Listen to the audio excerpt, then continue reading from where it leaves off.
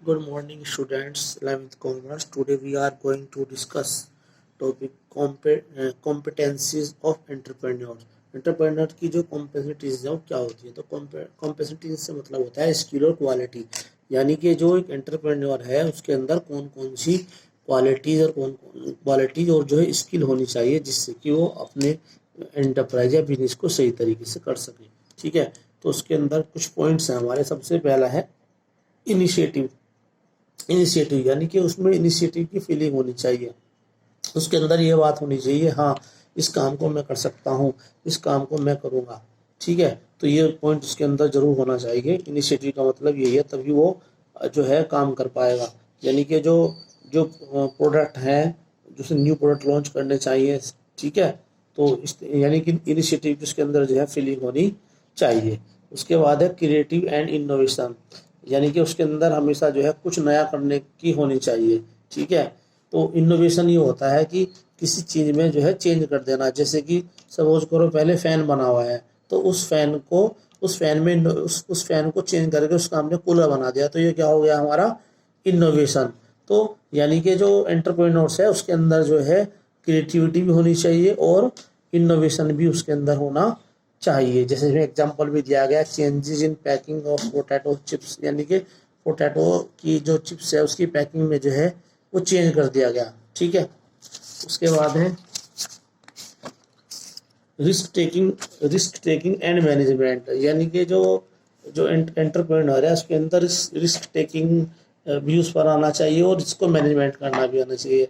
यानी कि वही जो है एंटरप्रेन्योर है सक्सेस हो सकता है जो कि रिस्क लेता है, और अगर जो रिस्क है उस रिस्क को उस पर उसको मैनेजमेंट करना भी आना चाहिए। ठीक है, जैसे इसमें धीरू भाई अंबानी का एग्जांपल दिया गया है कि उसे कैश की प्रॉब्लम आई थी, तो उसके लिए अब उसने देखा, उसने बिजनेस करके रिस्क किया तो कैश की प्रॉब्लम आई, इसलिए उसने क्या किया, फिर जो है शेयर इशू किए और शेयर इशू किए तब अपने बिजनेस को जो है सक्सेस किया।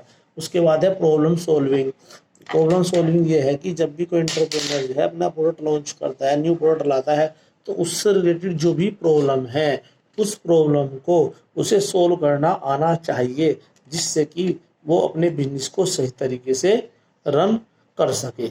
ठीक है, उसके बाद है लीडरशिप, यानी कि एक एंटरप्रेन्योर है उसके अंदर जो है लीडरशिप की फीलिंग भी होनी, लीडरशिप भी होनी चाहिए। मतलब लीडरशिप ये है कि लोगों को उस पर जो है जो एम्प्लॉयज़ हैं या कस्टमर्स हैं उसको उन्हें गाइड करना या उन्हें मोटिवेट करना भी आना चाहिए। ठीक है, जिससे कि वो जो है अपने बिजनेस को सही तरीके से लेकर चल सके।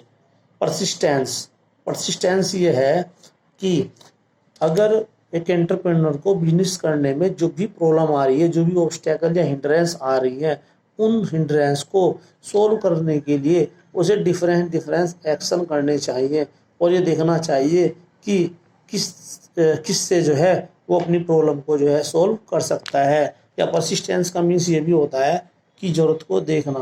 ठीक है, यानी ऐसे प्रोडक्ट बनाने चाहिए जो जिस जिस प्रोडक्ट की नीड हो। ठीक है, चाहे उसकी स्टार्टिंग में नीड ना हो लेकिन बाद में उसके धीरे धीरे नीड बन जाती है। जैसे कि इसमें एक एग्जांपल भी दिया गया है कि जो है जो ये आपका दिया गया जूसर का दिया गया है, मिक्सर का। ठीक है, तो मिक्सर जब स्टार्टिंग में बनाया कंपनी ने तो तब उसकी इतनी वो नहीं थी कि धीरे धीरे जो मिक्सर है कि जो है किचन का एक इसेंशियल पार्ट है। उसके बाद है क्वालिटी परफॉर्मेंस, यानी कि एक एंटरप्रेन्योर को जो अपना जो प्रोडक्ट बनाना है तो उस प्रोडक्ट की क्वालिटी हाई होनी चाहिए। ठीक है, स्टैंडर्ड मेंटेन कर रखना चाहिए, क्वालिटी उसकी अच्छी होनी चाहिए और उसकी क्वालिटी ऐसी बननी चाहिए कि दूसरी जो है पर्सन वो भी बोले कि इस प्रोडक्ट की जो है क्वालिटी या स्टैंडर्ड अच्छा है। ठीक है, इन्फॉर्मेशन सीकिंग, यानी कि जो एंटरप्रेन्योर है उसके अंदर ये क्वालिटी होनी चाहिए कि इन्फॉर्मेशन को उसे जल्दी से जल्दी अपने आप ही इन्फॉर्मेशन कलेक्ट करनी चाहिए और इन्फॉर्मेशन को कलेक्ट करके जो है जल्दी से डिसीजन लेने चाहिए जिससे कि बिजनेस को सक्सेस कर सके। उसके बाद है सिस्टमेटिक प्लानिंग। सिस्टमेटिक प्लानिंग में क्या है कि उसे अपने काम को जो है स्टेप बाय स्टेप करना चाहिए, अपने वर्क का उसे ब्लूप्रिंट बनाना चाहिए, डिटेल ब्लूप्रिंट बनाना चाहिए। ठीक है, और सही समय पर उसे सही डिसीजन लेना चाहिए और उसके जो है प्लानिंग करके, यानी कि हमें पहले ये काम करना है, फिर ये काम करना है, फिर ये काम करना है, वो है जैसे उसके पास फाइनेंस, मैन पावर, इन सब का जो अरेंजमेंट उसका सही तरीके से होना चाहिए। परसुएशन एंड इन्फ्लुएंसिंग अदर्स, मतलब परसुएशन का मतलब है अपनी बात मनवाना, यानी कि जो एंटरप्रेन्योर है उसके अंदर ये बात होनी चाहिए कि वो उसकी बात पर लोग विश्वास करें, उसकी बात को माने।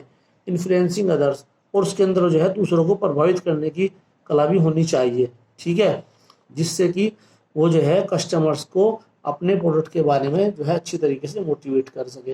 जैसे अमिताभ बच्चन वगैरह मान लो कोई ऐड देते हैं तो उस पर देखते हैं लोग बाकी, भाई हाँ भाई ये बात सही कह रहे हैं, अमिताभ बच्चन ने केबीसी चलाया अपना, ठीक है, तो उस पर लोगों ने विश्वास किया, ठीक है। उसके बाद है एंटरप्राइजिंग लॉन्चिंग कॉम्पिटेंसीज, मतलब कि जो एंटरप्राइज को लॉन्च करने की उसके अंदर एबिलिटी होनी चाहिए। दूसरी बात, उसे ये देखना चाहिए कि जो रिसोर्सेज हैं, रिसोर्सेज जो हैं उसके लिए जो है अवेलेबल हैं या नहीं है, ठीक है। अब बहुत से पर्सन्स हैं अपॉर्चुनिटी को भी देखते हैं, रिसोर्सेज को भी देखते हैं, लेकिन उनका सही यूज नहीं कर पाते हैं। तो सही एंटरप्रेन्योर्स के अंदर वो क्वालिटी होती है कि वह उन रिसोर्सेज का सही यूज करता है, उन अपॉर्चुनिटी का सही यूज करता है, अपॉर्चुनिटी को जो है वो जो है अपॉर्चुनिटी का बेनिफिट लेता है।